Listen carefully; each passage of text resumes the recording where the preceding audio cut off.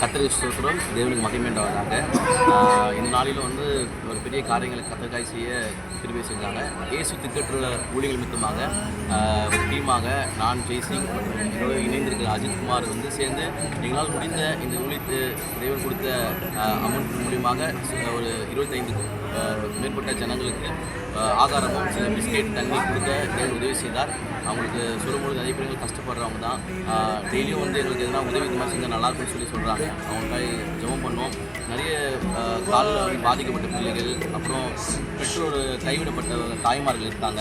பிள்ளைகளால் கைவிடப்பட்ட நிறைய படிப்பு படிச்சிருக்காங்க, ஆனால் கை கால் விழுந்து போச்சுன்னு சொல்லி கஷ்டத்தில் இருக்காங்க. அதனால் அவங்களுக்காக ஜெபம் பண்ணீங்க. நிறைய பேர் வந்து இந்த கோயம்பேடில் சுற்றிலும் இருக்கிறாங்க. எல்லா இடத்துக்கும் போக தேவன் கிருபை செய்வார். இந்த ஊழியத்துக்காக ஜெபித்துக் கொள்ளுங்கள். கண்டிப்பாக இன்னும் பெரிய காரியங்களை தேவன் செய்வார். உங்களால் முடிந்து சப்போர்ட் செய்யுங்க. கர்த்தர் பெரிய காரியம் செய்வார்.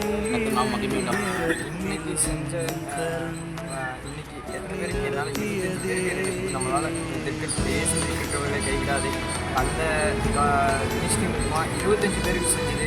அடுத்த கட்டமாக நாங்கள் செய்யும்போது 25 பேருக்கு 80 பேருக்கு செய்கிற அளவுக்கு எங்களுக்கு கரெக்டாக உதவி செய்யணுங்க. அதே மாதிரி பார்த்தீங்கன்னா இன்னும் பல பேர்கிட்ட வந்துட்டு இன்றைக்கி பார்த்தீங்கன்னா யாருக்கு கொடுக்குறது யாருக்கு கொடுக்காம இருக்கிறதுன்னு என்னால் தெரியல.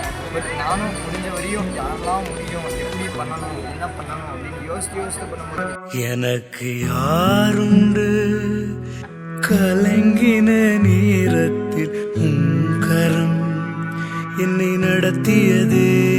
எனக்கு யாருண்டு கலங்கின நேரத்தில் கரம் என்னை நடத்தியது. உடைத்தீர், உருவாக்கினீர், சிக்ஷித்தீர், சீர்படுத்தினீர், புடமிட்டீர், புதிதாக்கினீர், பிரித்தீர், பிரியாதிருந்தீர்.